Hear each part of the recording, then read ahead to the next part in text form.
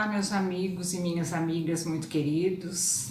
Agradecemos a oportunidade de estarmos juntos outra vez para estudarmos um pouco mais os ensinamentos de Jesus à luz da doutrina espírita.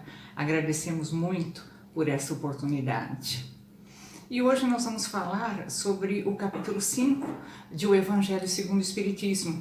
Esse capítulo ele tem por título Bem-aventurados os aflitos.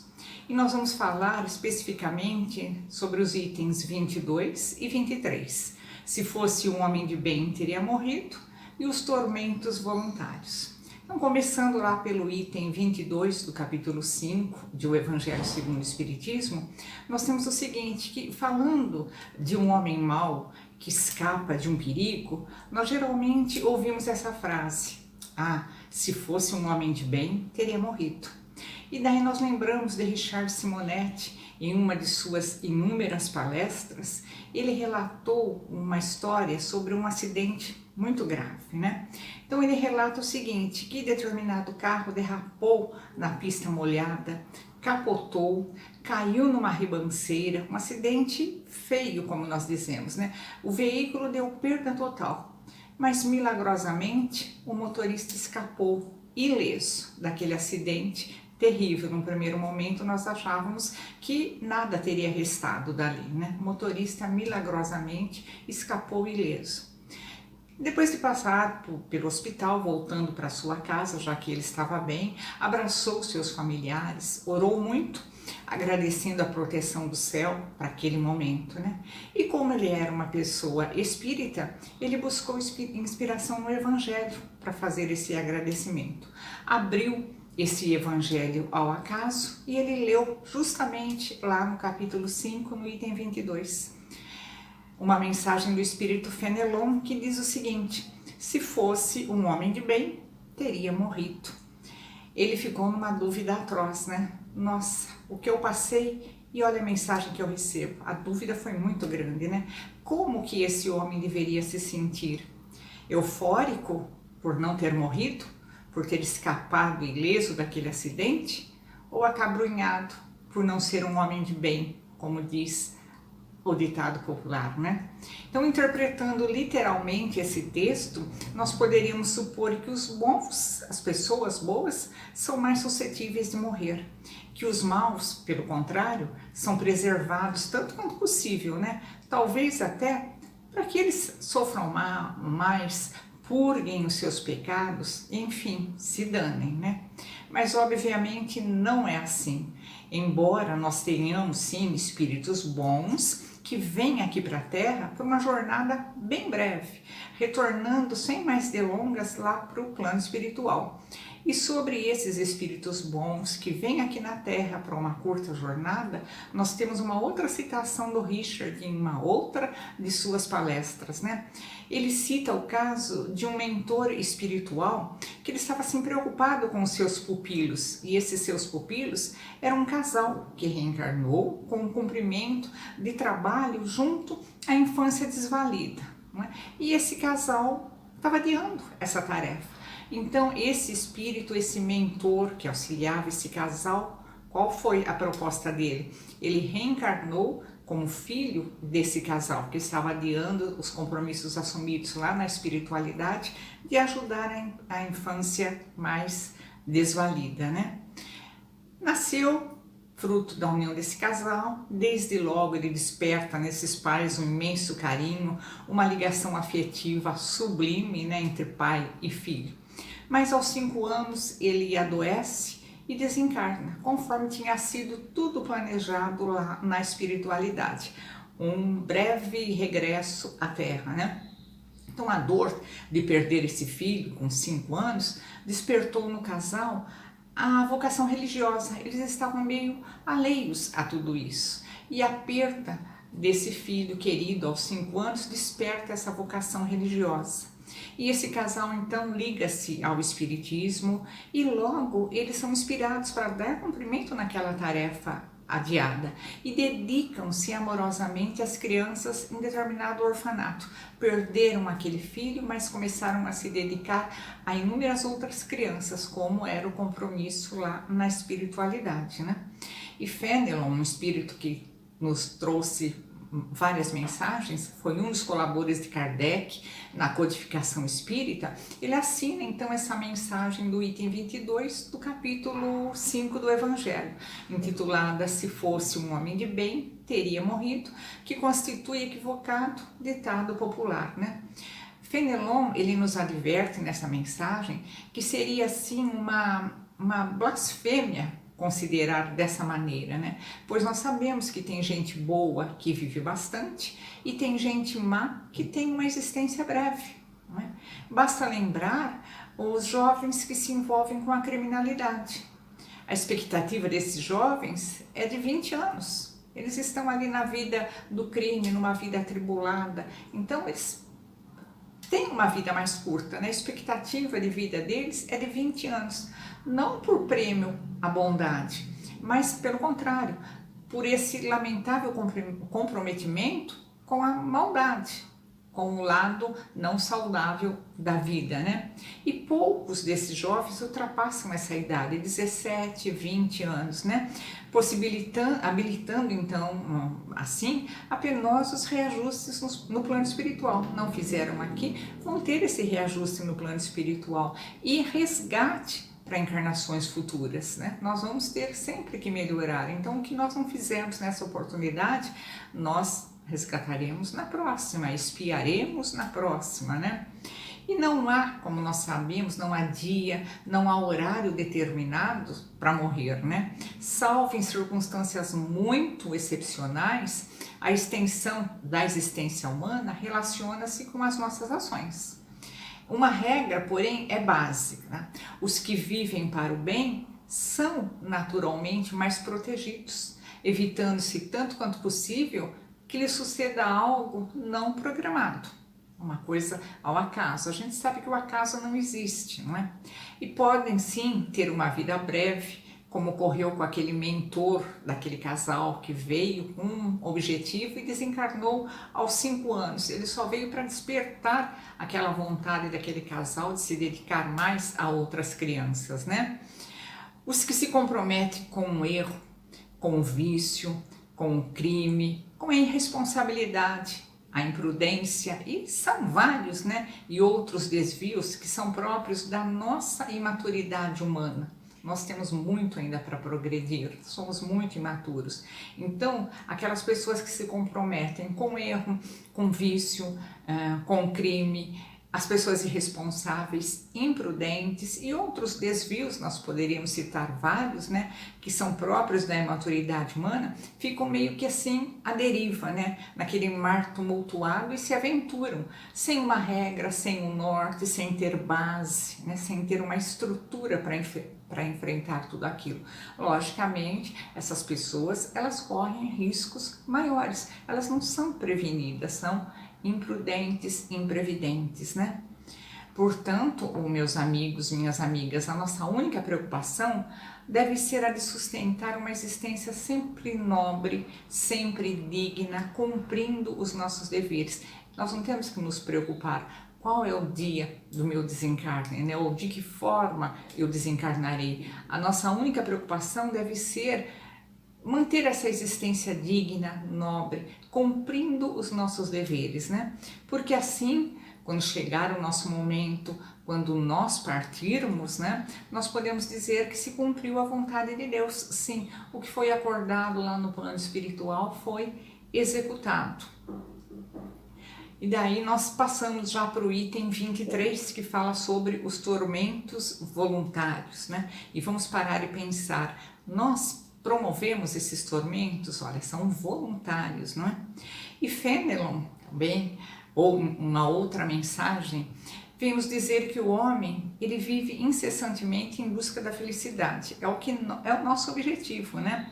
Que também essa felicidade incessantemente lhe foge. Porque a felicidade plena, ela não se encontra ainda na Terra.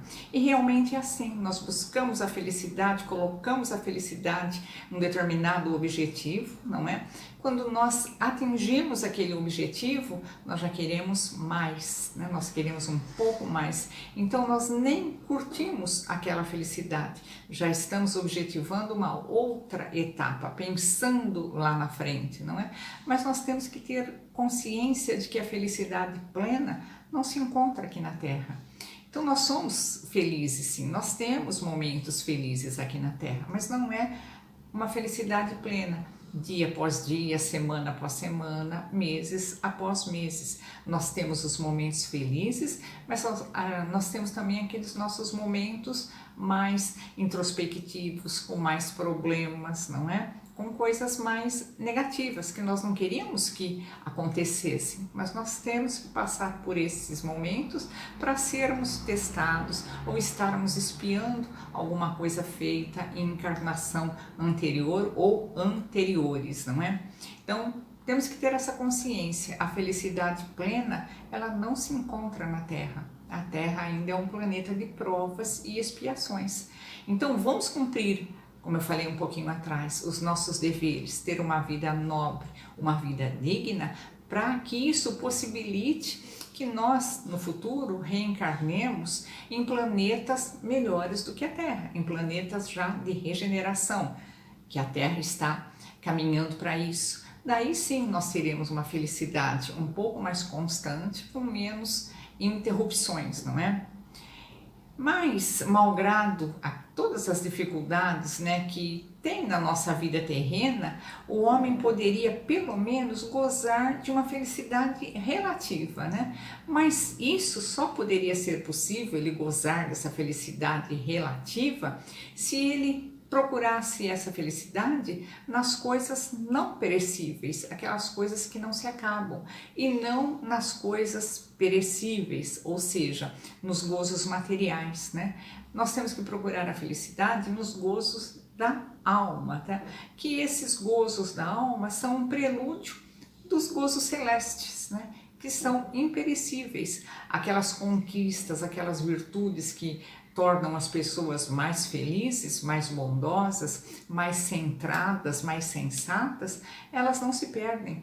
A partir do momento que eu subi um degrau numa virtude, conquistei uma virtude, eu não perco mais, não é? Isso fica no meu íntimo, né? Mas não, nós humanos procuramos a felicidade nas coisas perecíveis, nas coisas materiais. A nossa felicidade está na aquisição de um carro novo, a nossa felicidade está ali naquele momento que nós adoramos uma refeição e queremos nos satisfazer à vontade, depois nos causa prejuízo. Então nós colocamos a nossa felicidade em coisas pequenas. Naquele momento é importante para nós, mas e daí a pouco, não é? Então nós temos que considerar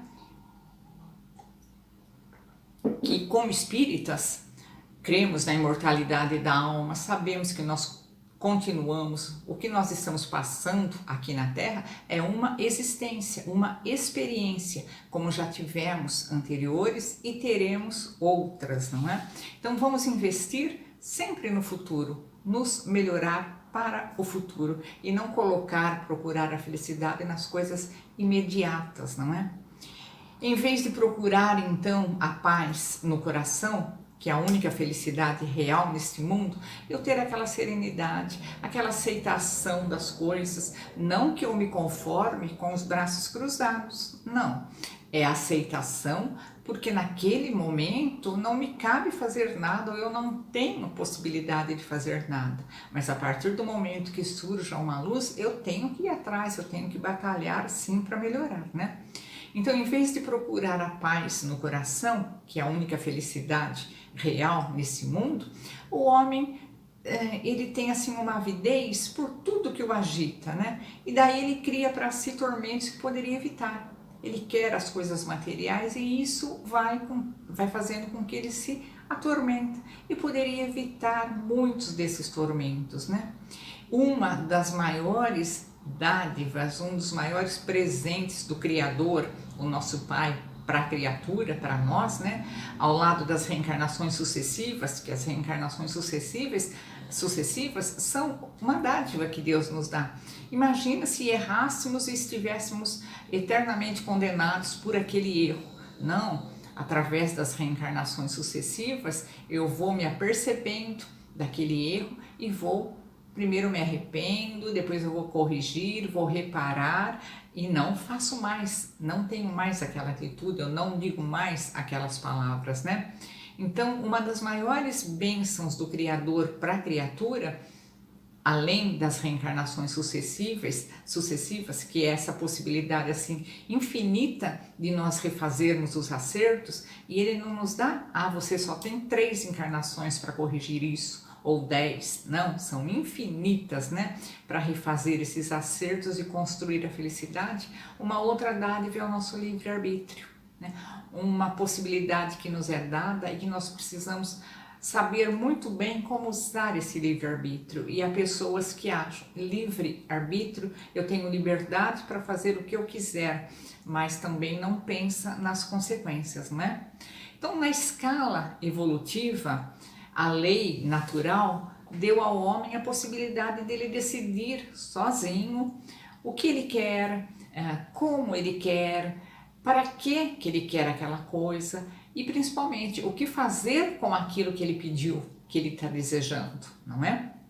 Então olha que interessante essa possibilidade que nos é dada, o livre-arbítrio, porque nós já melhoramos, não é? Antigamente nós não tínhamos, né? Nós éramos mais robotizados. A partir do momento que atingimos essa escala hominal, que nos foi possibilitada essa inteligência, nos foi dado também esse livre-arbítrio, a capacidade da gente decidir entre o A e o B, entre o certo e o errado, né? Mas olha a nossa responsabilidade também, olha, nós podemos decidir sozinhos o que nós queremos, como nós queremos, para que nós queremos determinada coisa e principalmente o que fazer com aquilo que nós pedimos, que nós adquirimos.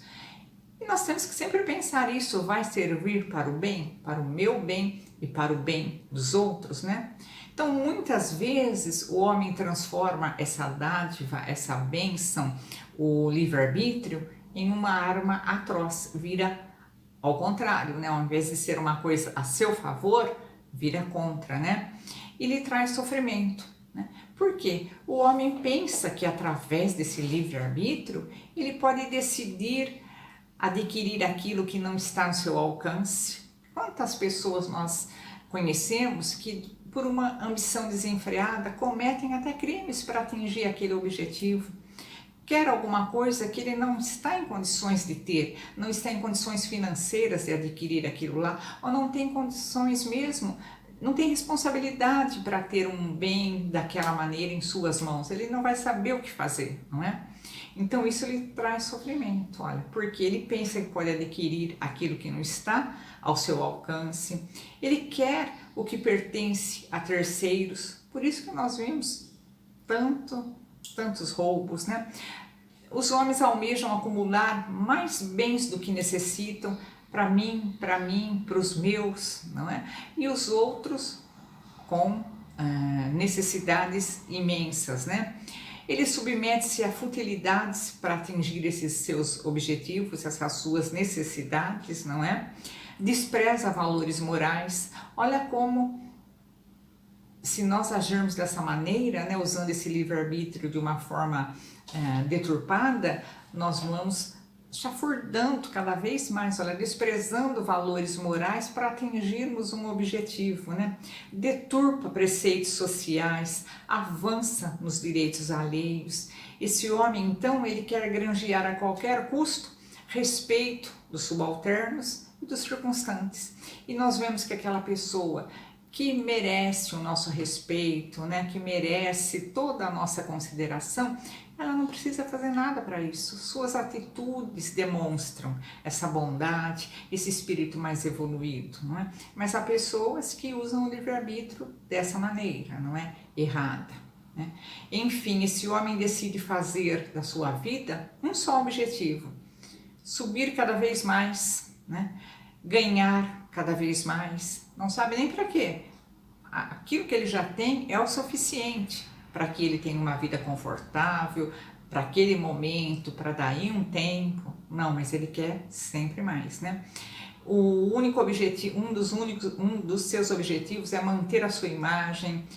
Ou seja, o que nós falamos hoje, esse homem quer causar, né? Seja a que custo for. E o que é isso? Ele está procurando esses tormentos voluntários. Então, Deus não impõe esses tormentos para a gente. Nós que procuramos, porque saímos fora da lei divina, não agimos de acordo com a lei divina. Então, olha, toda decisão, tudo que nós decidimos vai ter uma consequência. E nós dizemos, Deus esqueceu de mim, Deus está me castigando, Deus está me punindo. Não, esses tormentos foi eu que agreguei. Através dessa minha ambição, dessa minha mania de querer subir na vida, ganhar mais, manter uma imagem, não é? Que se deteriora a qualquer tempo, causar, não é? Então, quando aquelas graves, aquelas consequências bem funestas começam a aparecer, né? Esse homem coloca a culpa em Deus, né? Se ele não coloca a culpa em Deus, ele coloca no próximo. Ah, eu fiz assim porque fulano, né? Na incompreensão do mundo, ninguém me entende nesse mundo, minha família não entende. Quantas vezes nós já ouvimos essa frase? Ninguém me entende, minha família não entende, minha esposa, meu esposo, ninguém me compreende, né?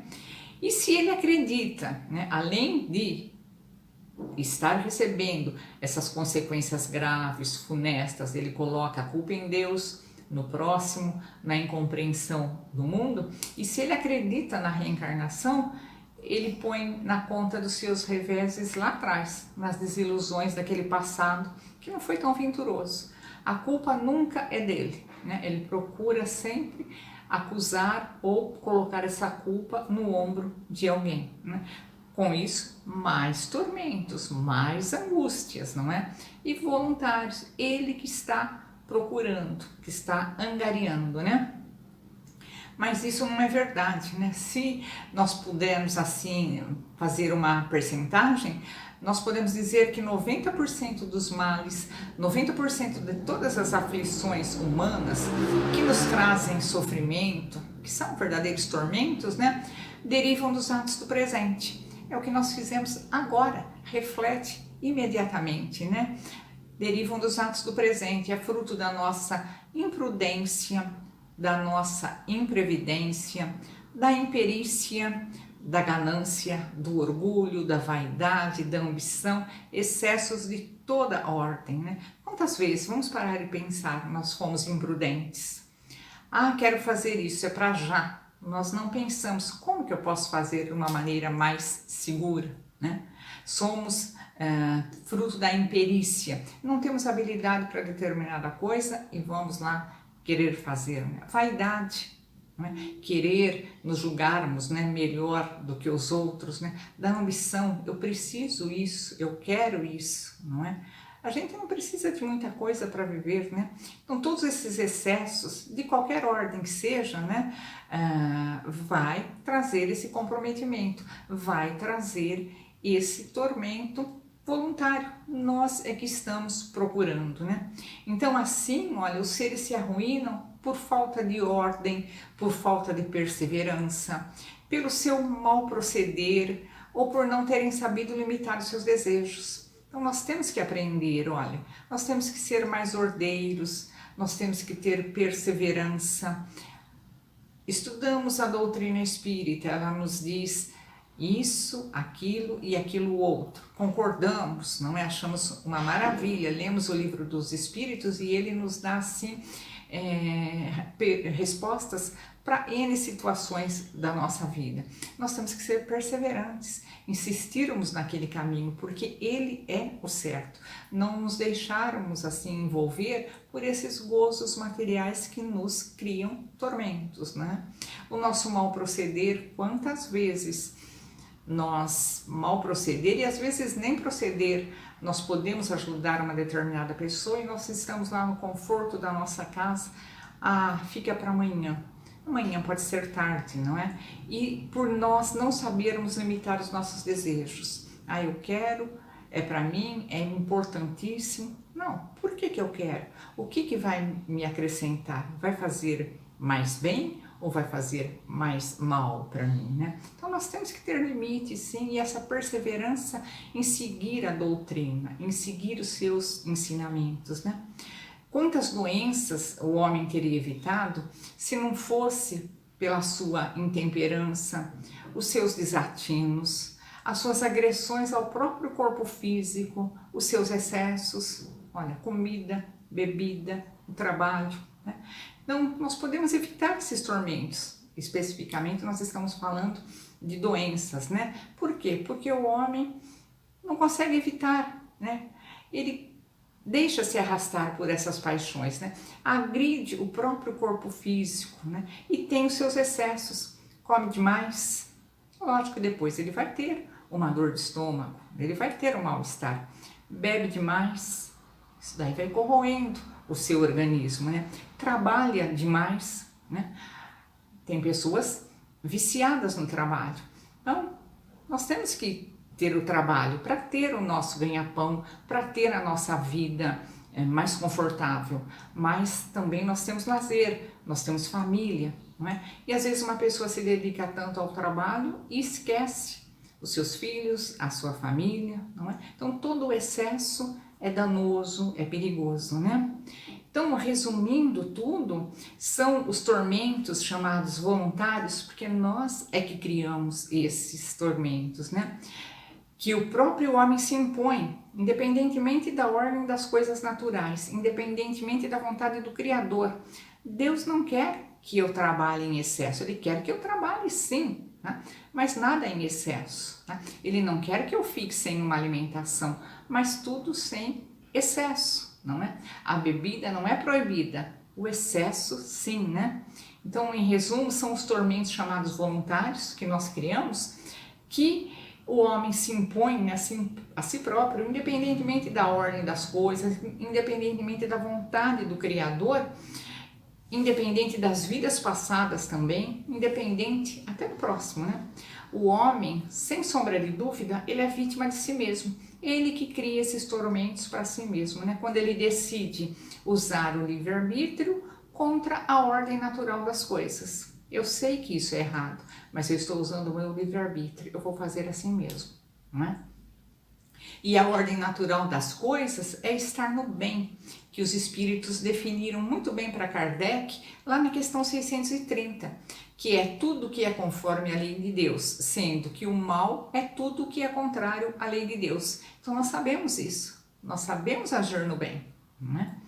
Então assim, chegamos à conclusão de que fazer o bem é proceder de acordo com a lei de Deus. Não erraremos, não criaremos tormentos para nós. E fazer o mal é infringir essa lei de Deus. E assim nós assumimos as consequências, sim, como herdeiros de nossas próprias ações. É um bumerangue, faço e volta para mim, né? No próprio Evangelho, nós temos uma história bem real que nós podemos tomar por espelho para a nossa conduta. A história de Judas Iscariotes, né? Judas, ele foi tão ganancioso ou teve aí um grande erro de avaliação que resultou no que resultou. Traição, suicídio, etc. Então, uma atitude ruim, má, ela vai gerando outras. Ele traiu o amigo, Jesus, né? Depois ele acabou se suicidando, né? Mas tenhamos a certeza de que procedendo segundo as leis de Deus, amar ao próximo, né? Amar a Deus sobre todas as coisas e ao próximo como a si mesmo, né? Tenhamos a certeza de que procedendo segundo as leis de Deus, nós evitaremos 90% dos nossos tormentos, nos tornando pessoas de bem. Então fica assim o convite, vamos procurar melhorar no nosso dia a dia, vamos nos tornar pessoas de bem, evitando esses tormentos voluntários. Um grande abraço para cada um de vocês e até a próxima. Olá a todos, tudo bem com vocês? Esperamos, como sempre, é da nossa forma de dizer que tudo, né, de alguma forma esteja correndo bem com vocês. Sincero, honestamente, são os nossos desejos. Reservamos para o nosso encontro de hoje, obviamente, um tema bem delicado. A proposição não é o tratamento do tema, no sentido, digamos, então, da própria medicina, do conceito, digamos, médico capaz em relação a isso, ou chamados acompanhamentos, que são muito comuns nos núcleos, então, da chamada psicologia ou psiquiatria, e, obviamente, são elementos que nos fugiriam totalmente na condição de dissertar a respeito. Mas, quando escolhemos o tema ansiedade ou ansiedades, aí sim, a proposição do porquê dizer-se ansiedades, é exatamente fazer com que nós pudéssemos raciocinar de alguma forma, de algum modo, em relação a tudo que tem, de alguma maneira, colocado um ponto de aflição na nossa existência. Bem como também, quando se diz ponto de aflição ou pontos de aflições em nossa existência, consideremos, obviamente, por que, né, de tal preocupação, por que de tal sentido. Vamos lá. Primeira ideia. Se a gente, no caso, se basear exatamente no significado da proposição, você deve considerar como preocupação intensa. Todo estágio, todo estado de preocupação intensa na qual, então, estejamos envolvidos, de alguma maneira, isso faz com que, na ponta, ou no decorrer de, provoque esse estágio, ou provoque essa situação, então, da chamada ansiedade ou ansiedades. Preocupação, muitas vezes, excessiva, persistente, e medo de situações cotidianas. Acaba, de alguma forma, tá bom, colocando tal proposição, tal elemento junto a vocês. Pode, inclusive, no caso de ocorrer frequência cardíaca elevada, olha só o tratamento, respiração rápida, sudorese, sensação de cansaço. Creio que, de alguma maneira, quando se diz a respeito disso, levaríamos aos chamados sintomas, né? Que a ansiedade, então, acaba, de alguma forma, provocando em cada um de nós. Claro, a tua primeira interrogação pode ser basicamente essa. E aí, você é um cara ansioso? Claro que sim, né? Claro que sim. E aí existem exatamente as medidas pelas quais, curiosamente, Tante acaba se apoiando no texto aqui, para que vocês possam, de alguma maneira, perceber exatamente por que dessa evolução, por que, sim, ainda, né, sentimos esse elemento em nossa existência. O grande ponto com relação a isso seria fazer com que vocês, primeiro, se baseassem de que a própria doutrina espírita, de alguma maneira, então, lá no Evangelho segundo o Espiritismo, lá no seu capítulo 5, né, retrata exatamente estudos a respeito dos bem-aventurados, os aflitos. Né? Lá nesse tema do Evangelho, então, você vai encontrar exatamente ali descrições a respeito do que a gente gostaria tanto de atingir com vocês. Né? E, afinal de contas, a afirmativa maior, basicamente, é a seguinte: fala que as chamadas ansiedades armam muitos crimes e jamais algo de útil na Terra. Uma proposição, então, que você fala, poxa vida, espera lá, eu tenho então, esse tipo de comportamento, eu tenho exatamente na minha existência, né, mecanismos dos quais eu poderia, de alguma forma, fazer com que eu me defendesse em relação a isso, que eu pesquisasse, obviamente, situações, né, que pudesse, de alguma maneira, contribuir para modificar esse estágio na minha vida ou no meu comportamento. Bom, vamos, então, convencionar propostas. A primeira delas é que, sem dúvida alguma, né, a ansiedade está se transformando em um dos maiores inimigos do homem. É o ponto da qual você pode começar a analisar. A pessoa ansiosa, né, ela deseja antecipar tudo o que imagina ser importante. Antecipar. Bom? E quando você fala no quadro chamada antecipação, é, na realidade, uma pré-ocupação de um fato do que ainda não ocorreu. Um fato que, de repente, então, não tem ainda um desenho, digamos, estrutural. E aí a gente fica exatamente nesse tempero, né, da imaginação, do que possa acontecer, tenta, de alguma forma, arquitetar situações de equivalência para que você possa, então, administrar o que virá. Né?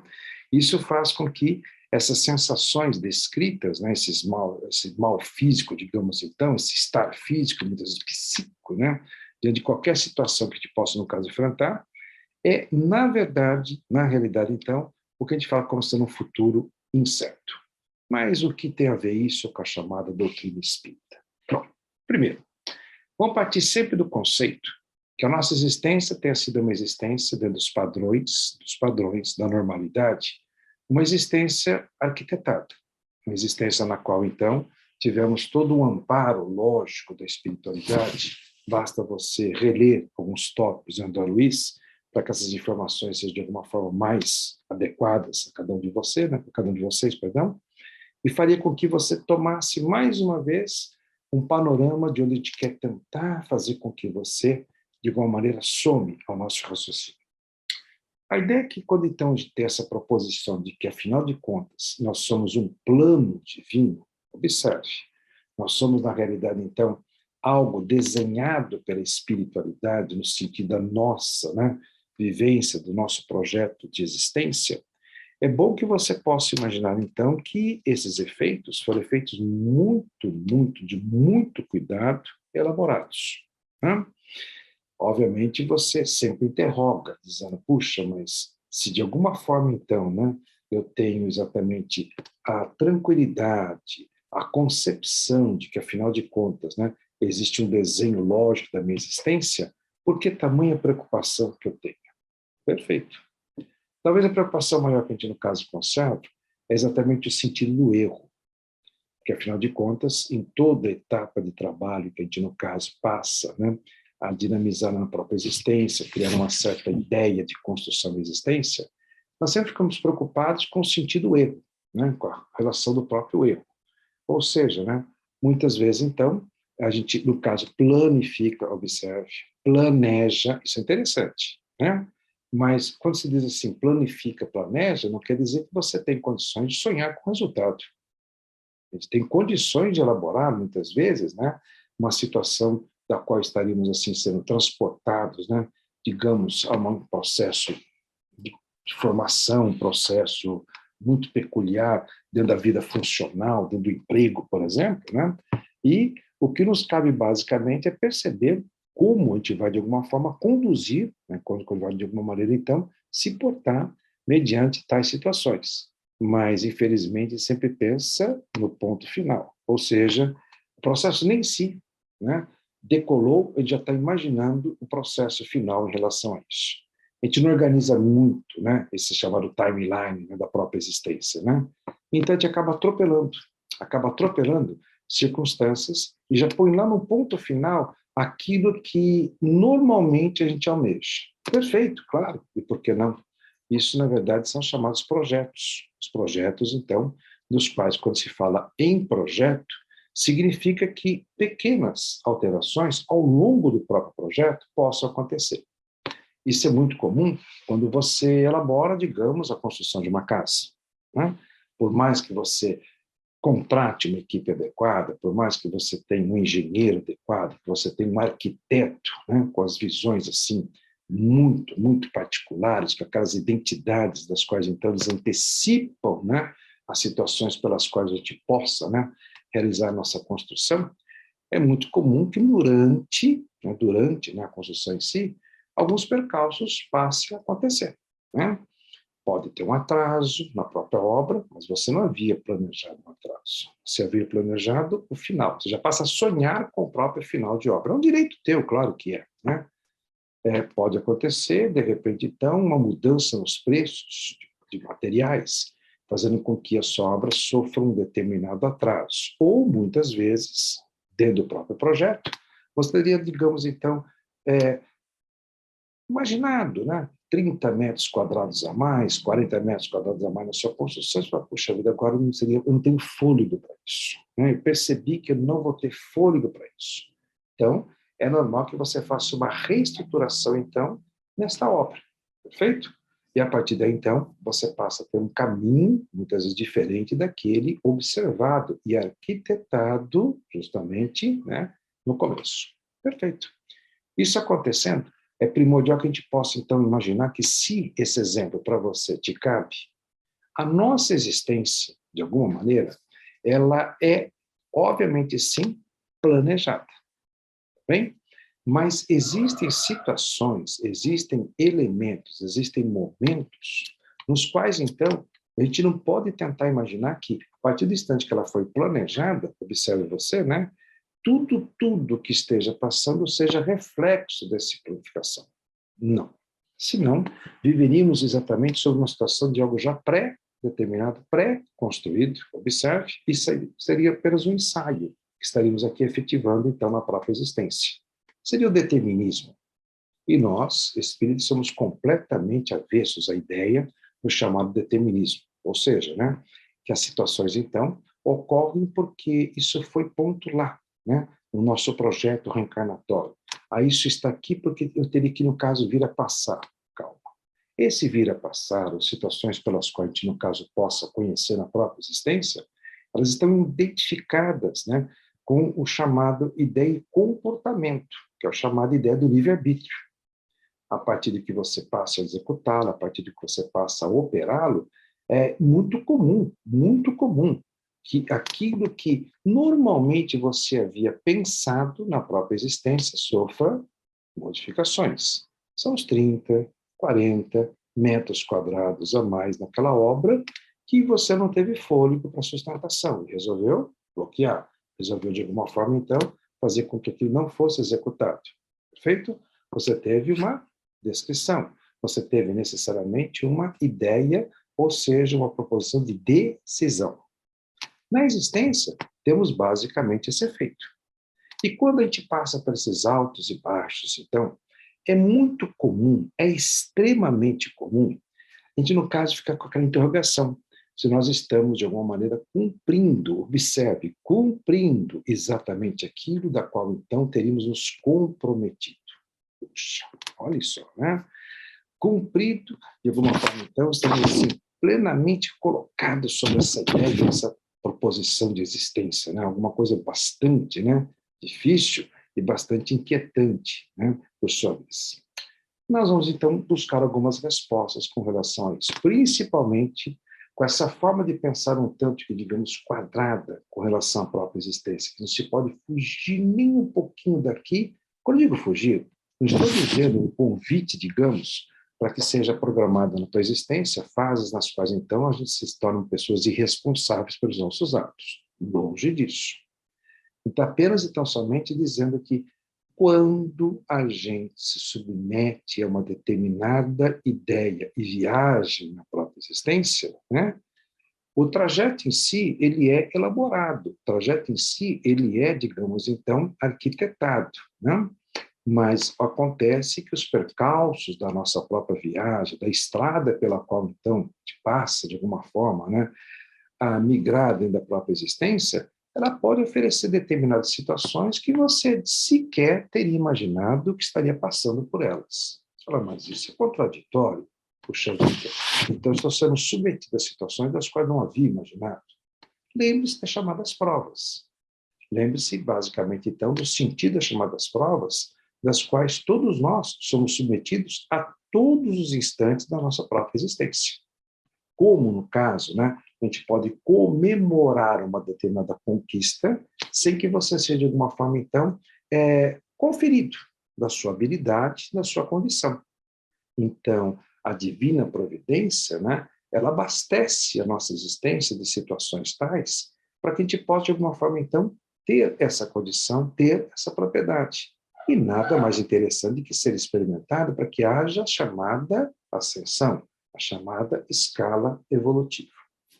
Mas, quando se fala em comprometimento, alguns amigos acreditam que esse comprometimento é irreversível. Perfeito? Ou seja, a partir do instante, então, que eu desenhei um processo existencial, eu não posso modificá-lo de maneira alguma. Lê do engano. Lê do engano em relação a afirmativas tão invasivas a respeito. Primeiro, a gente sempre se baseia nas situações assim da normalidade, ou seja, vamos considerar as ações praticadas muitas vezes no nosso plano terra, imperfeito, totalmente defasado nas suas justiças, por exemplo, né? Totalmente desconexo em uma série de situações. Mas vamos lá um exemplo típico em relação a isso? Puxa, olha só, eu me apertei. Financeiramente, eu tive um determinado problema, então, durante o decorrer do próprio ano, essa pandemia que pegou todos nós desprevenidos, então, e, infelizmente, olha, eu passei um tempo desempregado, suponho, né? Passei um tempo da qual, então, as minhas finanças não tiveram equilíbrio capaz, e, olha, eu esqueci, desculpa, não é que eu esqueci, entendeu? Não esqueci. É que, realmente, eu deixei um pouco mais para frente para ver se eu teria condições de pagamento de determinados impostos, né? E passei, digamos, o ano anterior sem pagá-los. E agora foi requisitado que esse pagamento fosse, de alguma forma, né, zerado, né, dentro, então, daquelas cobranças que, infelizmente, né, nos acometem, nos deixam chateados quando essas cobranças acontecem na nossa própria vida, né? Perfeito. Mas você já ouviu falar em renegociação de dívidas? Já ouviram exatamente esses processos?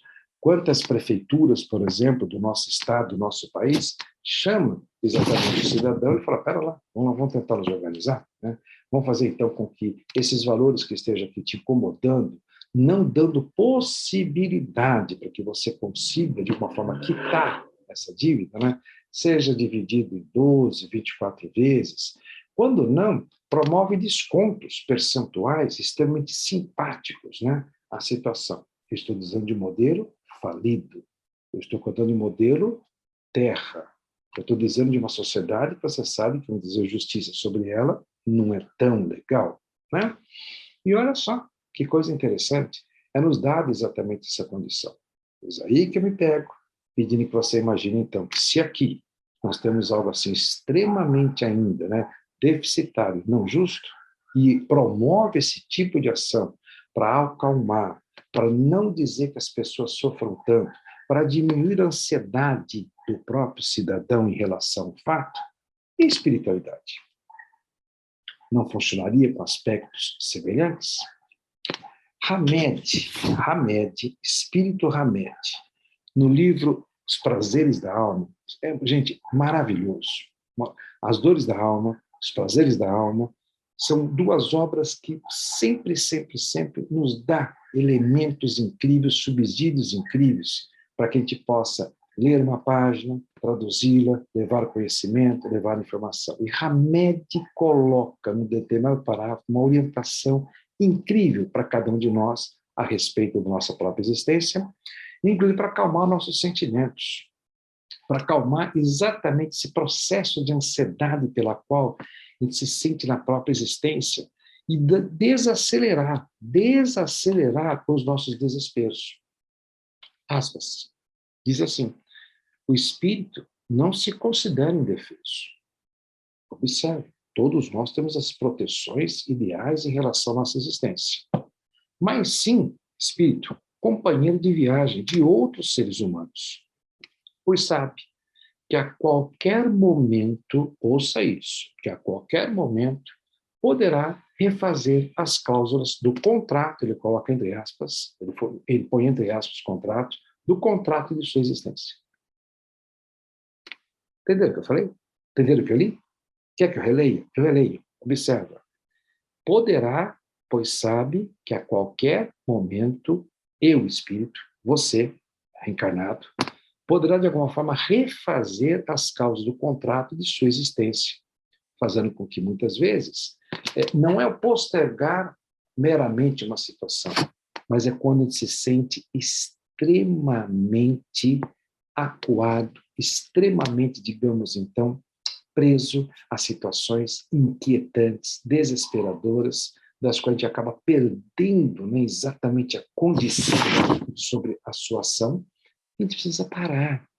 É necessário que a gente realmente sim dê aquela parada genial, e de dar aquela estancada, por vezes, né, em tantas reações que, infelizmente, esse mundo do emprego atual, o mundo do trabalho atual, colocou uma dinâmica, uma aceleração na própria existência muito, muito, muito grande, impossibilitando muitas vezes que você dê essa famosa parada, dessa famosa, digamos então, aquele famoso processo, né, que afinal de contas a gente precisa perceber que é necessário, é fundamental.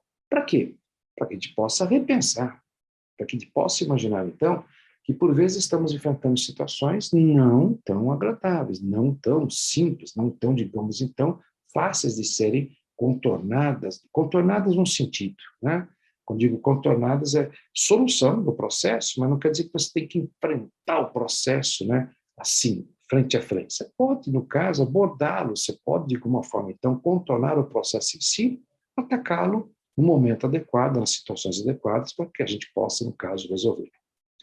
A proposição de Hamed é seríssima.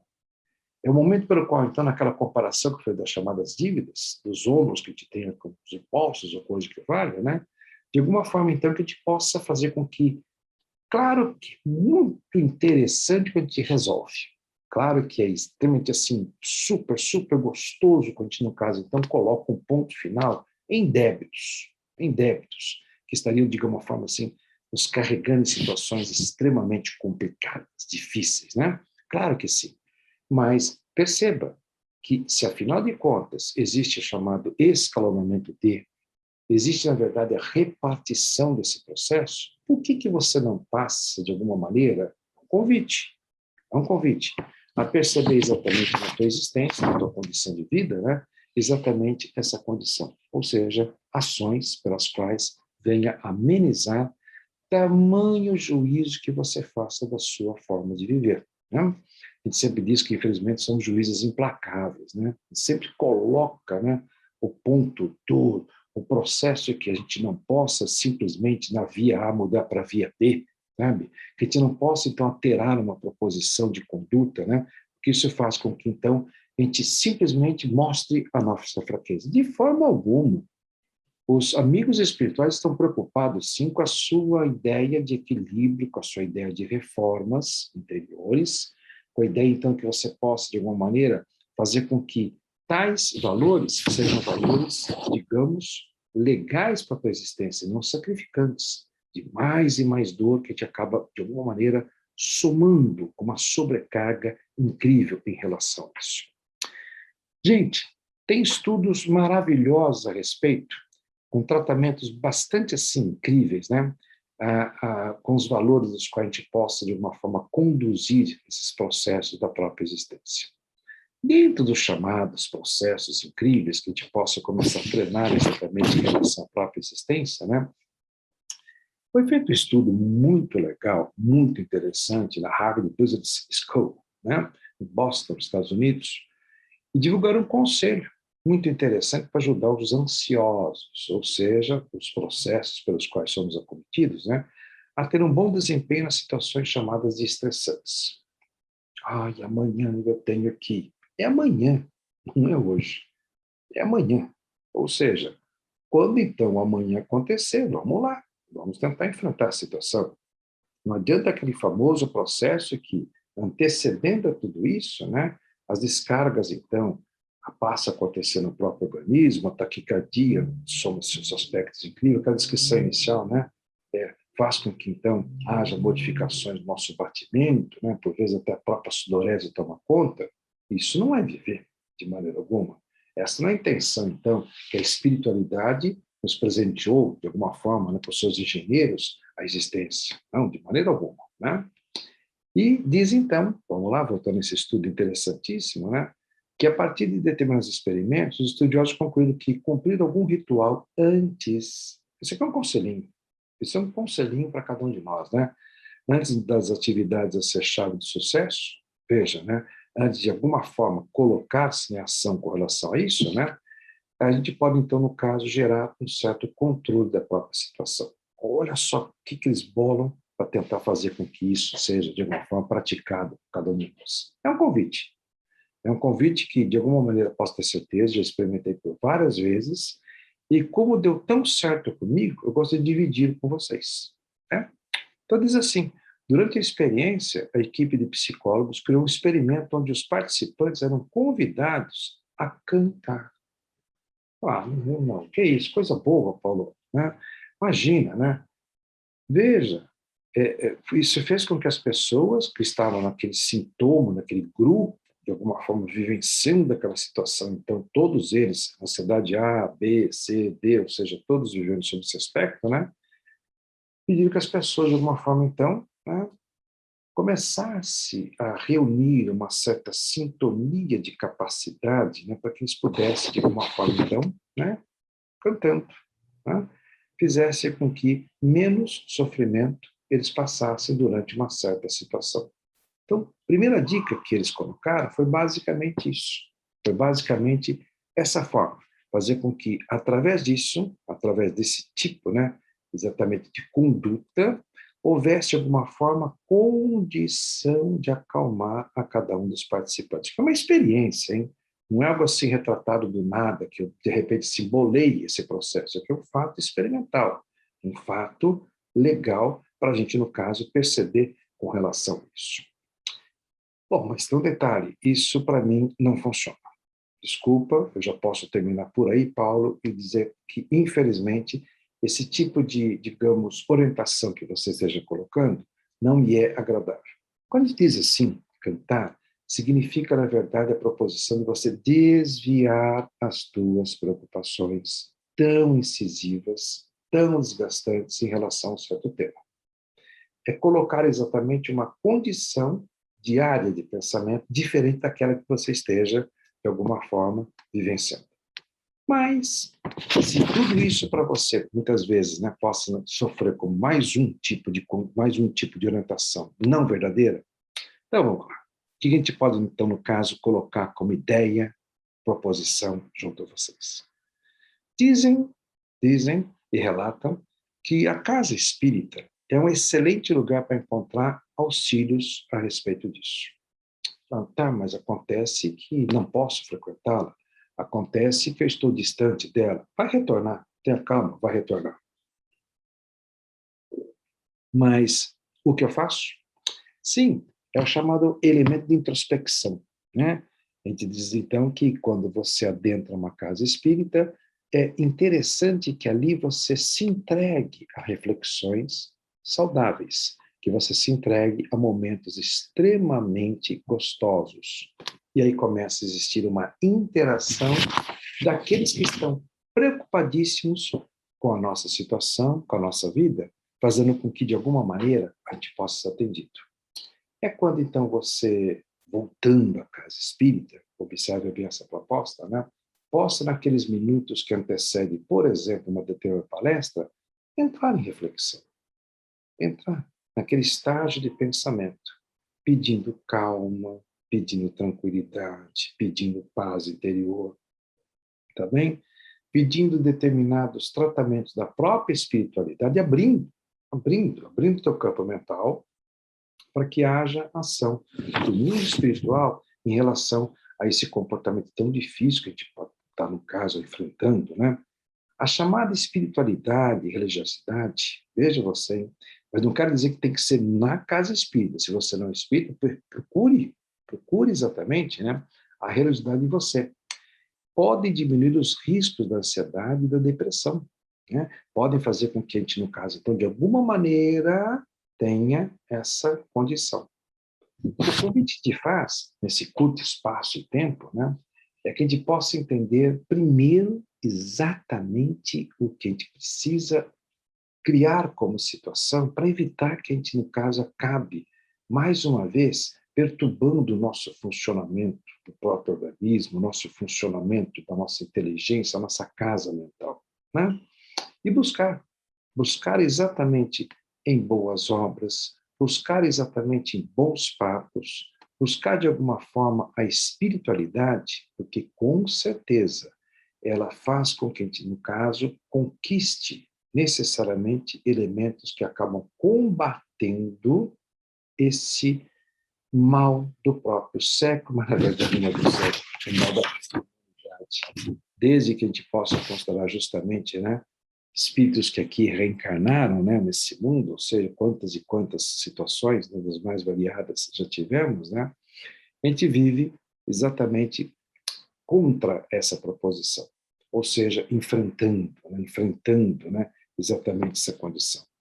Um dos antídotos, então, das quais a gente possa, no caso, colocar, já que você achou que cantar não é uma boa, perfeito, foi o seríssimo, né? Então vamos buscar elementos, digamos, mais simpáticos, mais tranquilos, mais apropriados com relação a isso. Ou seja, vamos, de alguma forma, buscar a nossa espiritualidade, vamos buscar a nossa religiosidade, que isso vai permitir que a gente passe a organizar de maneira mais adequada a própria existência. É o nosso recado hoje para vocês. Muito obrigado.